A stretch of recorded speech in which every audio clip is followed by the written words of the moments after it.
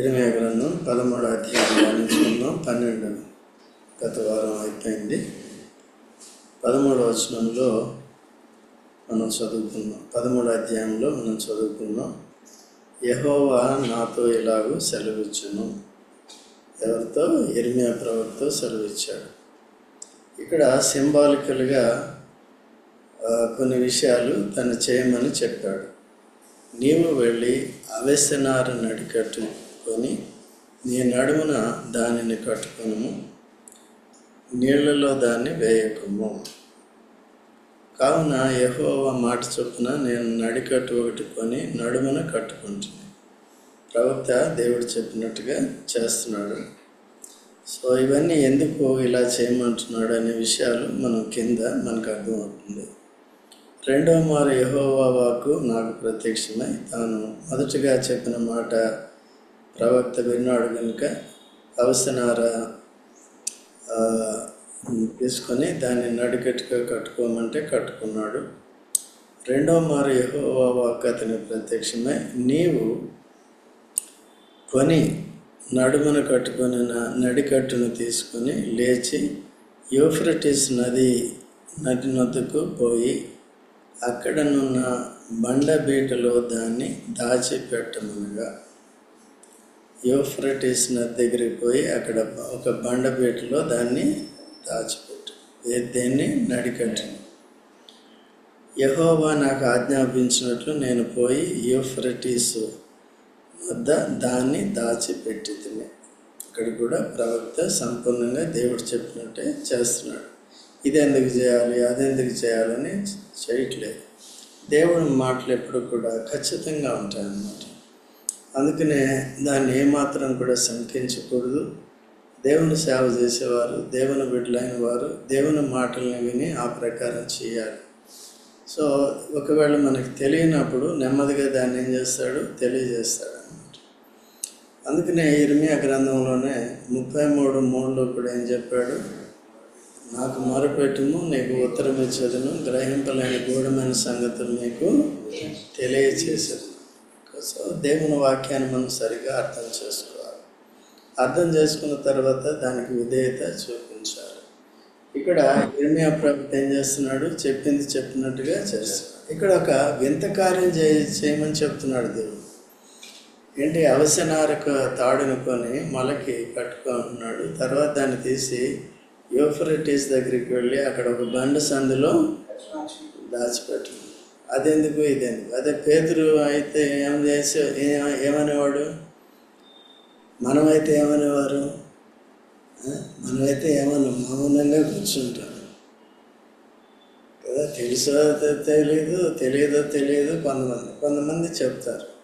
అలాగే అందరూ కూడా ఓపెన్గా ఉండాలి. తద్వారా ఏమవుతుందంటే మనం దేవుని యొక్క జ్ఞానాన్ని అభ్యాసం చేసుకోవచ్చు. ఇక్కడ ఏమవుతుందంటే కొంతమంది అయ్యో నేను చెప్పింది తప్పు అయితే నాకు అవమానం, అందరూ నవ్వుతారు అనుకుంటారు. నవ్వకూడదు అట్లా. కాబట్టి ఎవరికి తెలియదు. సో కనుక ఇది పెద్ద తెలిసినంత మాత్రాన గొప్ప లేదు, తెలియనంత మాత్రాన తక్కువ లేదు. అయితే తెలియని వారు తెలుసుకోవడానికి ప్రయత్నం చేయాలి. అయితే దేవుని యొక్క వాక్యంలోని తలంపులు కొన్నిసార్లు నానా విధములుగా ఉంటాయన్నమాట. సో అందుకనే కొన్నిసార్లు వాక్య పరిచర్య చేసేవారు, చెప్పేవారు, వాళ్ళు ఏదో తలంపు కలిగి ఉంటారు. ఆ తలంపు మీ అందరికీ తెలుసా లేదా అనేది ప్రశ్నిస్తూ ఉంటారు. సో ఆయనకి వచ్చింది ఆ తలంపు ఏంటో మనకి తెలియచేయటానికి. అలాగా దాన్ని వారు బోధించాలన్నమాట. ఓకేనా? అయితే కొన్నిసార్లు మనం అంతకుముందు అదే వాక్యాన్ని వింటాం, ఆ అర్థాన్ని అక్కడ చెప్తాం అన్నమాట. ఆయన ఏమంటాడే తప్పు అంటాడు. అది కరెక్టే, ఇది నువ్వు చెప్పేది కూడా కరెక్ట్ ఉండొచ్చు. అది కూడా జాగ్రత్తగా చూసుకోవాలి. అందుకని ఎందుకంటే వాక్యం ఎప్పుడు కూడా ఒకే యాంగిల్లో ఉండదు. ఇది మెనీఫోల్డ్ అని ఉంటుందన్నమాట. దేవుని యొక్క జ్ఞానం ఎటువంటిది? మెనీఫోల్డ్. నానా విధములైన నీ జ్ఞానమును సంఘము ద్వారా నీవు తెలియజేస్తున్నందుకు నీకు వందనాలని పౌలు చెప్తాడు. ఎఫెసీ 3వ అధ్యాయంలో ఉంటుంది. Manifold wisdom of God. Okay, అట్లా ఉంటుంది. కాబట్టి ఇక్కడ అక్కడికి పోయి ఆ ప్రకారం చేశాడు.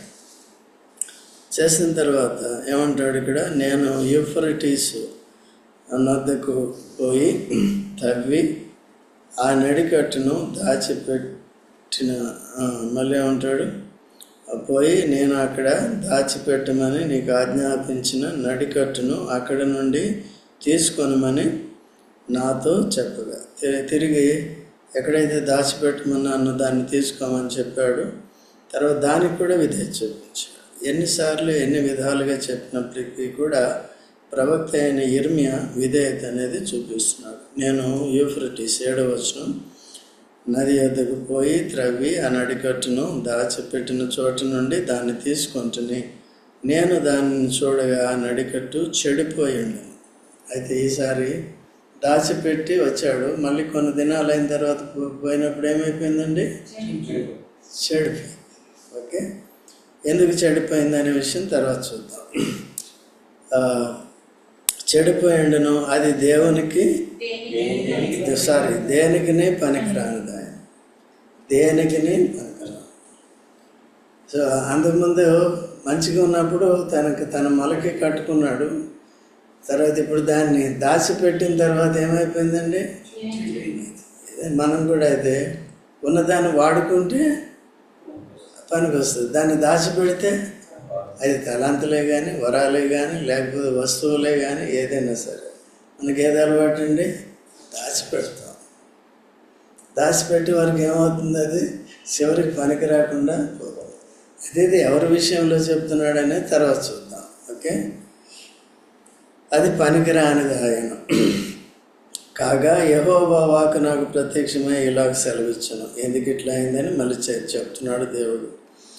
9వ వచనంలో యెహోవా ఈ మాట సెలవిచ్చుచున్నాడు, ఈ విధముగానే యూదా వారి గర్వమును యెరూషలేము నివాసుల మహాగర్వమును నేను భంగపరచుదును. కాబట్టి ఇది ఒక రకంగా ఏంటంటే వారి గర్వానికి గుర్తుగా ఉంది. అయితే మొదటగా బాగున్నారు, అది దేవుని అంటుకొని వారిగా ఉన్నారు, దేవుని హత్తుకొని వారిగా ఉన్నారు. ఒక నరునికి తాడు మొలకి కట్టుకుంటే ఎంత అంటుకొని ఉంటుందో అలాగా ఇశ్రాయేలు ప్రజలు, యూదా ప్రజలు దేవుని అంటుకున్న వారిగా ఉన్నారు.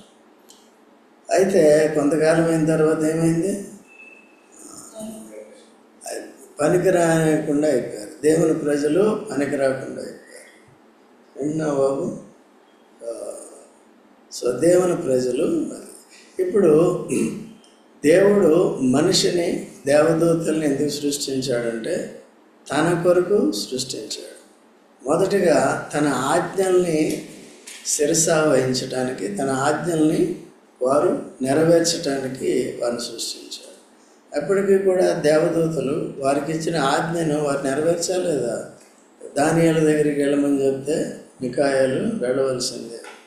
లేకపోతే మరీ గర్భవతి అయింది, పోయి ఇక్కడ యోసేపుకి మరియకి బలుపు తెలియజేయమంటే వెళ్ళవలసిందే కదా ఇదంతా.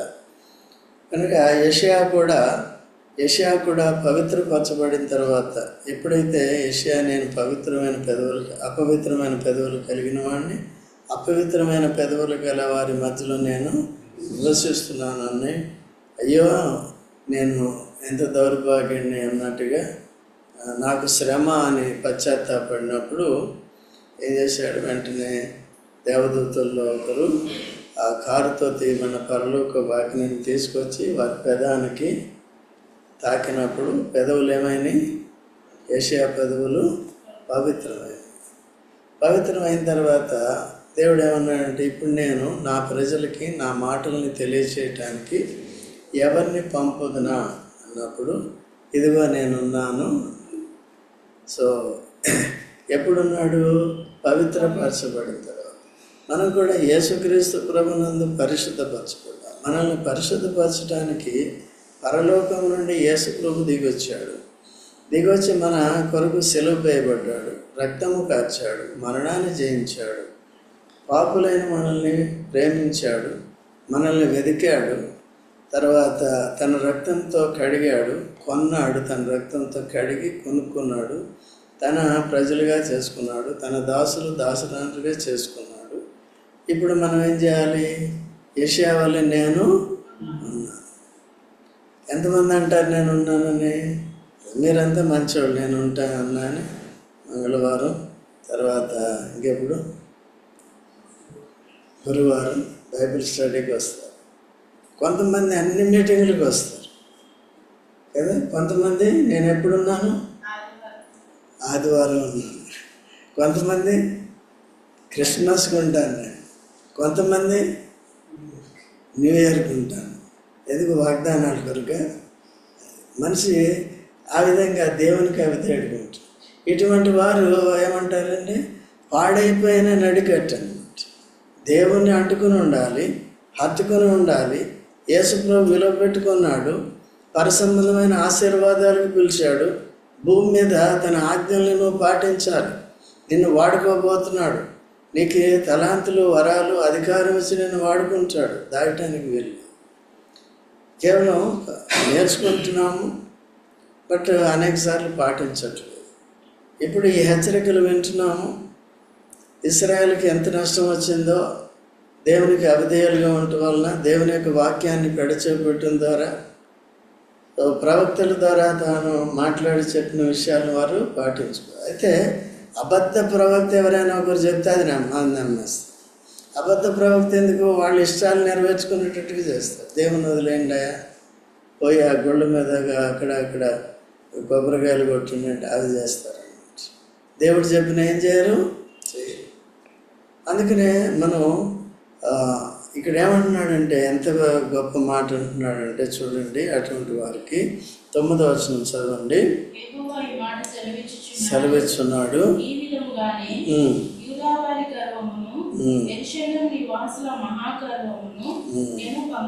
ఏముందండి? ఎవరికి ఏముందంట? యూదా వారి గర్వము, మహాగర్వం. యెరూషలేము నివాసులకి మహాగర్వం. ఎందుకు? దేవుడు చెప్పిన మాటలు వినరు, దేవుని దగ్గరికి రారు, దేవుని హత్తుకుని ఉండరు. దేవుడు ఎప్పుడు కూడా వారిని హత్తుకుని ఉండాలనుకుంటాడు. తన కొరకే తన్నే హత్తుకొని ఉండాలని, తన ఆజ్ఞలు పాటించాలని, తను సేవించాలని వారిని విమోచించాడు. శ్రేష్టమైన ప్రదేశాన్ని తీసుకొచ్చాడు, స్వతంత్రులుగా చేశాడు. క్రీస్తునందు మనల్ని కూడా రక్షించాడు. పరలోకాన్ని విడిచి తన ప్రాణాన్ని పెట్టాడు, అవమానాన్ని భరించాడు. మన యేసు ప్రభు నేను నమ్ముకున్నాను, నేను క్రైస్తవుని అని చెప్పుకోవడం కూడా కొంతమంది సిగ్గుపడుతూ ఉంటారు. అయితే కొంతమంది ఏం చేస్తారంటే తమకు అనుకూలంగా ఉన్నప్పుడు వచ్చేది, అట్లా లేదు. సో మనం ఉద్యోగాలు చేసుకునే స్వేచ్ఛ ఉంది. తర్వాత అవన్నీ అయిపోయిన తర్వాత మనకి మీటింగ్స్ ఉంటాయి. ఎప్పుడు కూడా మనం ఏం చేయాలి? ఎప్పుడో ఒకరోజు ఉన్నాం అనుకోండి, ఒకరోజు వచ్చాం అంటే ఈ రోజుల్లో సరిపోదు. ఎందుకంటే బైబిల్లో ఒక మాట ఉంది చూడండి. హెబ్రీయులకు రాసిన పత్రిక 10వ అధ్యాయం 24 అందరికీ తెలిసిందే. హెబ్రీ కొందరు మానుకొనుచున్నట్లుగా, ఎందరండి కొందరు ఏం చేస్తున్నారంట? సమాజంగా కూడా మానుకుంటున్నారు. అంటే ఆ నడికెట్టి వాళ్ళే సమాధి చేయబడిన, పాతి పెట్టబడిన నడికెట్టి వాళ్ళే తయారవుతున్నారు. ఆ తర్వాత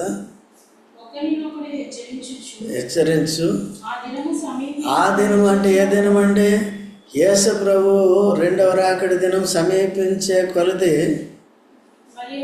మరి ఎక్కువగా యేసు ప్రభు రాకడి సమీపంగా ఉంటుంది. మనకు తెలియదు. ప్రపంచంలో అనుదినము కూడా మారిపోతున్నాయి పరిస్థితులన్నీ.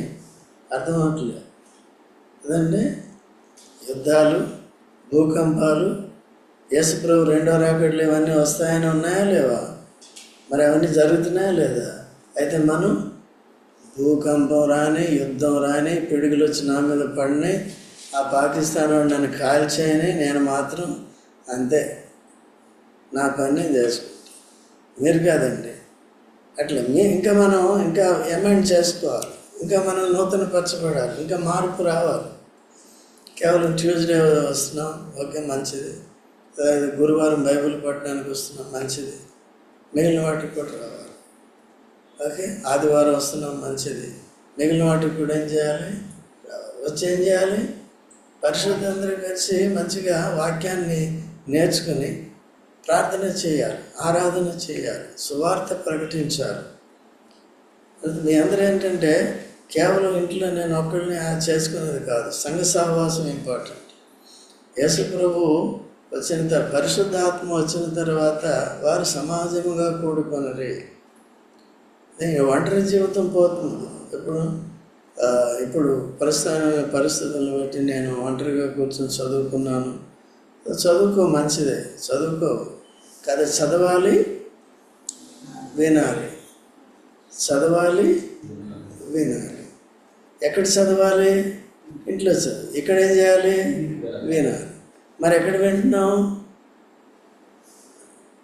తర్వాత పరిశుద్ధుల సహవాసం. మనందరం కూడా కలిసి ఏం చేయాలండి? రావాలి. సో కాబట్టి ఈ సహవాస బలం కూడా మనకు ఆ దినం సమీపించగలది. మరి ఎక్కువగానా తక్కువగానా? ఎక్కువగా చేయాలి. కానీ మనం ఏం చేస్తున్నాం?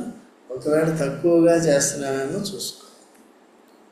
మిగిలిన కోరికలు ఉన్నాయి. పాపం వాట్సాప్లో కొంతమంది చేస్తున్నారు. పాపం కాదని ప్రభు కొరకు, మీ ఆత్మీయ జీవితాన్ని కాపాడుకోవడానికి ఇతరుల కొరకు ప్రార్థన చేస్తున్నారు కాబట్టి ఇవన్నీ కూడా వాట్సాప్ గ్రూపుల్లో చేస్తున్నారు. మీరంతా పొద్దున్నే చేస్తున్నారు కదా. మిగిలిన వారు కూడా చేయాలి.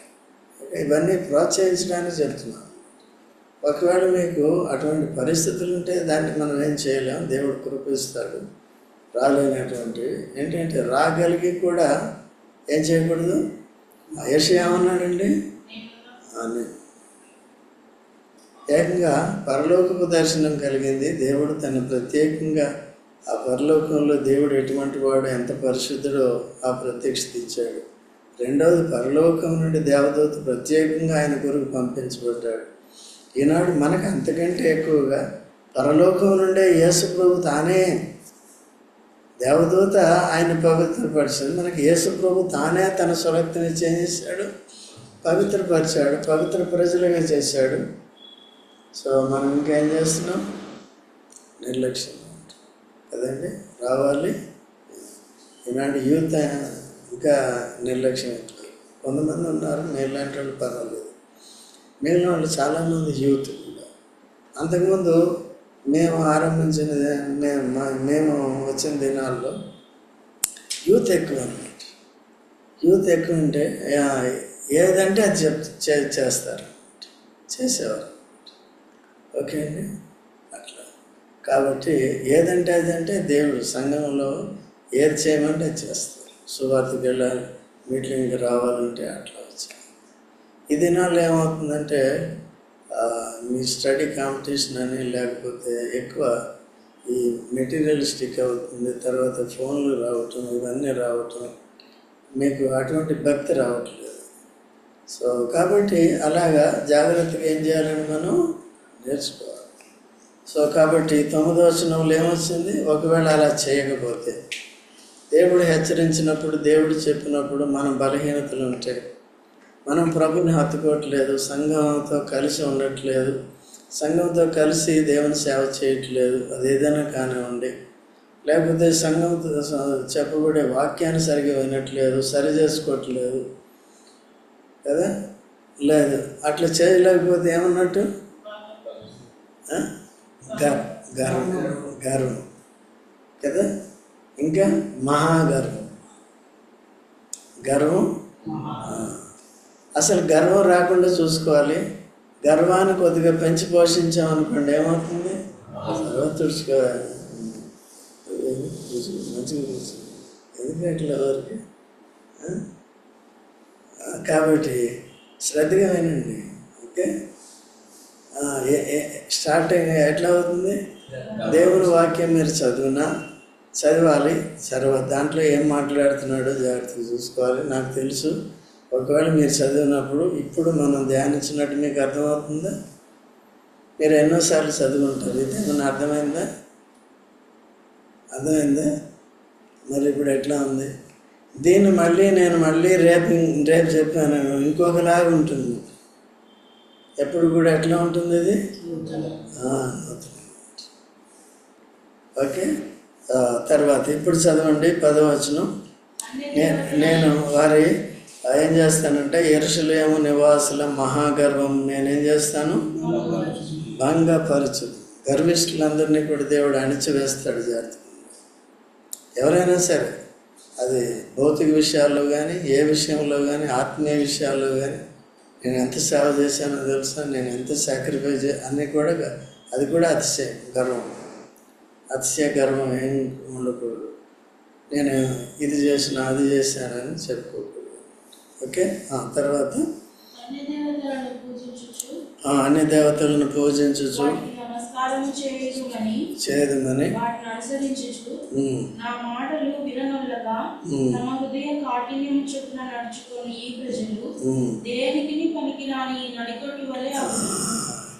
ఇప్పుడు ముందు అది కొన్నప్పుడు బాగానే ఉంది, కానీ అది పాతి పెట్టినప్పుడు ఏమైపోయింది, దాచిపెట్టినప్పుడు చివికిపోయింది అంటారు కదా. కాబట్టి చివికిపోయిన తాడు దేనికి పనికి వస్తుంది, దేనికి పనికి. ఓకే అండి. అందుకనే మన భక్తిని దాచిపెట్టకూడదు, మన విశ్వాసాన్ని దాచిపెట్టకూడదు. ఎప్పుడు కూడా విధేయులై ఉండాలి. ఎందుకంటే దేవుడు తాత్కాలికం కాదు, లోకం తాత్కాలికం. దేవుని ఆశీర్వాదములు తాత్కాలికం కాదు, అవి నిత్యమైనవి. యేసు ప్రభునందు విశ్వాసం ఉంచిన వారు నిత్య జీవం పొందుతారు. యేసు ప్రభుని అంగీకరించిన వారు, తృణీకరించిన వారు తృణీకారం పొందుతారు, నిత్య నరకానికి వెళ్తారు. అది శాపం. ఇది తాత్కాలికమైన జీవితం. ఈ జీవితాన్ని నిర్లక్ష్యం చేయకూడదు. దేవుని వాక్యాన్ని ఎరక్క పొరపాటు చేస్తున్నారు. ఎందుకు ఎరగట్లేదంటే మీటింగులకి రావట్లేదు, కొన్ని వాటికే పరిమితం చేసుకుంటున్నాం, ఆదివారానికే పరిమితం అవుతున్నారు, లేకపోతే 1-2 వాటికే పరిమితం అవుతున్నారు కదండి. లేకపోతే ఎవరికైనా ఏదైనా అవసరమైతే అప్పుడు వస్తారు. అలా లేకుండా జాగ్రత్తగా చూడాలి. మన దగ్గర అందుకనే పర్ఫెక్ట్ డిసిప్లైన్ మీకు ఎక్స్ట్రా పెట్టామన్నమాట. ఒకవేళ ఏదైనా ఇబ్బంది అయితే ఏం చేయాలి, ఇన్ఫార్మ్ చేయాలి, కనీసం మెసేజ్ పెట్టాలి. రెండోది ఏంటంటే, ఇప్పుడు మెసేజ్ యూట్యూబ్ మెసేజ్ లింక్ కూడా పంపిస్తాం. శ్రద్ధగా దాన్ని ఏం చేయాలి, వినాలి. విన్న తర్వాత ఏం చేయాలి, పాటించాలి కదా. నెక్స్ట్ మీటింగ్లో కనపడాలి, నెక్స్ట్ దాంట్లో కనపడాలి. నువ్వు చెప్పుకుంటూ పో, మేము అనుకుంటూ పోతే ఏమవుతావు, శివకుపోయిన తాడు అవుతావు. దేనికి పనికిరాదు కదా. అంటే దేవునికి అసలు పనికిరాదు. అంటే ఇది మనుషుల గురించి చెప్తున్నారు ఆయన. తర్వాత చదవము. వారు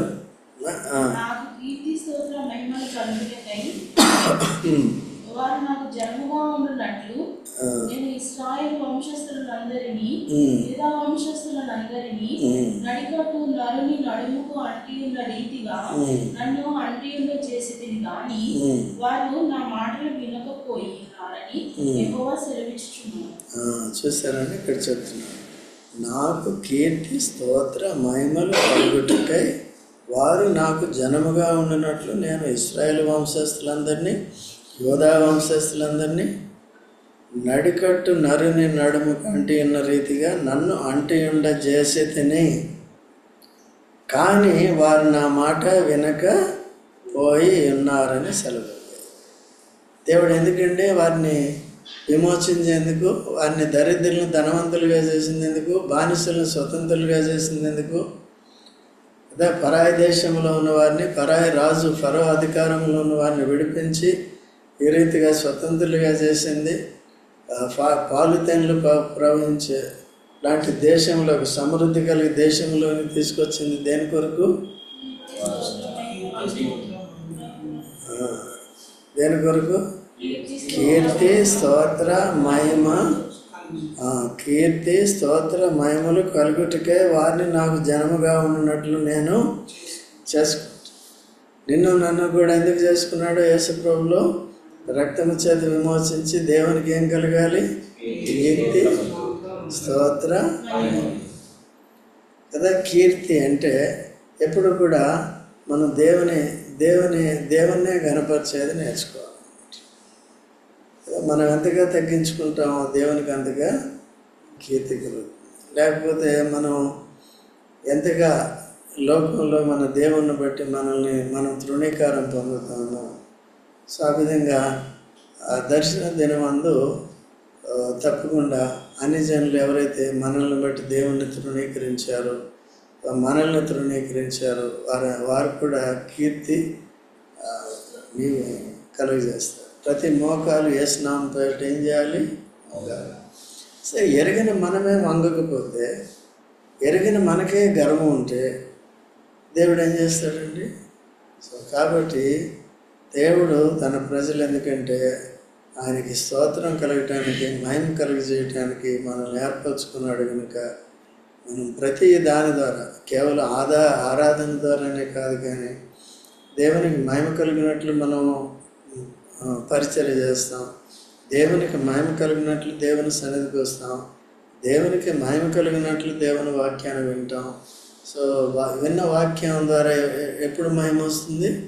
విధేయత చూపించడం.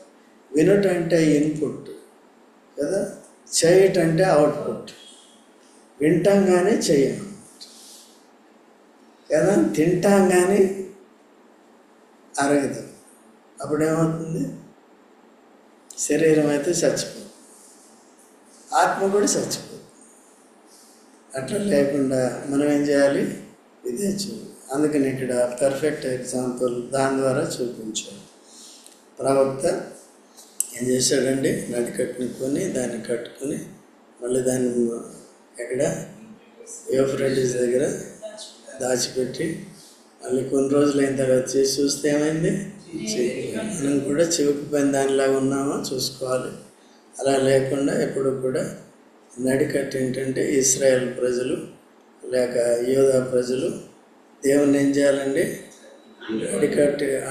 నడికట్టు మనిషికి అంటుకున్న రీతిగా హత్తుకుని ఉంటారు. ఇంత పర్సనల్ రిలేషన్షిప్, ఇంత బాంధవ్యం మనకు. సో లేకపోతే ఏమిటంటే మిగిలిన బంధువులు ఈ బంధాన్ని, దైవ బంధాన్ని విడిచిపెట్టిపోయే బంధాలు ఇంకేమైనా ఉంటే అది విగ్రహం. ఎందుకు రావట్లేదు? కొంతమంది వస్తున్నారు, కొంతమంది ఎందుకు రావట్లేదు? వాళ్ళకున్న భక్తి, వాళ్ళకున్న ఆసక్తి, వాళ్ళకున్న ఈ ఆసక్తి, విధేయత అందరికీ ఎందుకు లేదని చూసుకోవాలి. ఓకే, అయితే కొన్నిసార్లు తెలియక అట్లా ఉంటుంది. దేవుడు మనతో మాట్లాడినప్పుడు సరిదిద్దుకోవటం మనకు అవసరం. యెషయా ఏమన్నాడు? ఇదిగో దేవుడు బలవంతం చేయడు. పడుకో, చెవుకుపో ఇంట్లో పండుకొని చెవు. అయితే మనుషులు ఏమనుకుంటారంటే ఆఖరికి ఏం మాట చూడండి, దేవుని సేవ చేస్తే శరీరం పాడైపోతుంది కదా, శరీరం పాడైపోతుంది కదా దేవుని సేవ చేస్తే. శరీరం ఏమవుతుంది? చూడండి 2వ కొరింథీ 4వ అధ్యాయము 16వ వచనం చదవము. 2వ కొరింథీ 4:16 త్వరగా చదవండి. కావున మేము అధైర్యపడము. బాహ్య పురుషుడు అంటే శరీరం అండి. ఈ శరీరం కృషించినను ఆంతర్య పురుషుడు ఆత్మ దినదినము నూతనపరచబడుచున్నాడు. ఎప్పుడైతే దేవుని సేవ చేస్తామో, దేవుని సన్నిధికి వస్తామో, దేవుని ముఖ దర్శనం చేసుకుంటామో, ఆత్మీయంగా గడుపుతాము. ఈవెన్ ఇంట్లో నేను ఒంటరిగా వాక్యం చదివినప్పటికీ కూడా నేను దేవుని యొక్క సన్నిధిని అనుభవిస్తాను. నా శరీరంలో నేను శక్తిని పొందుతాను. ఇంట్లో ప్రార్థన చేసిన నా ఆత్మ నూతనపరచబడుతుంది. నా శరీరం కూడా కొద్ది గొప్ప శక్తి పొందుతుంది. లేదు, దేవుని పక్కన పెట్టి నేను శరీరాన్ని సుఖపెట్టానా, శరీరం బలహీనమైపు, ఆత్మ కూడా బలహీనమైపు. యెషయా 40వ అధ్యాయంలో కూడా అదే ఇచ్చాడు కదా. యెహోవా కొరకు ఎదురు చూసి వారు ఏం చేస్తారు? ఏం మాట్లాడతాడా అని వాక్యం చదవాలి కదా. నా ప్రార్థన విని నాకేం జవాబిస్తాడా అని ఎదురు చూడాలి. అంటే మన సొంత విషయాల కొరకు కాదు, మన సంఘంలో చేసే దైవ చిత్తానుసారమైన ప్రార్థన, మన పరిచర్య కొరకు. మీరంతా ఆత్మీయంగా ఉండాలని ప్రార్థన చేస్తాం. మీరంతా పెద్ద పెద్ద మేనేజర్లు, ఆఫీసర్లు అయిపోవాలని చెయ్యం. అది అయిపోతే ఏమవుతుంది? పూర్తిగా వదిలేస్తారు. ఒకవేళ మీకు నిజంగా ఆర్థిక ఇబ్బందులు ఉంటే ప్రేయర్ చేస్తాం కదా. ఆ భక్తుడు ఏమని ప్రార్థన చేశాడు? సామెతలు 36లో ఏమని చేశాడు? ఐశ్వర్యమునైనను పేదరికమైన నాకు ఎక్కడ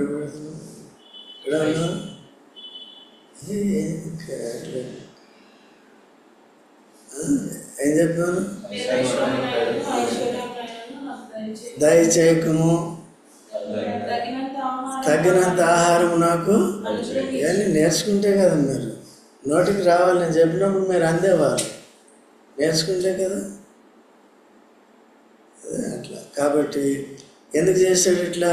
ఎక్కువైతే గర్విష్ఠుడిని అయ్యి దేవుడు ఎవరా అంటాను. అది దేవుడు వద్దు, నాకు ఎవరు వద్దు. ఎవరికి నష్టం దేవుడు వద్దు అంటే ఆ శివుకుపోతాను నేను. అట్లా ఉండకుండా ఉండాలని దేవుడు ఈనాడు తన వాక్యం ద్వారా మాట్లాడాడు. జాగ్రత్తగా ఉందాం, అటువంటి ఆత్మీయ వివేకం కలిగి ఉందాం. ప్రార్థన చేసుకుందాం.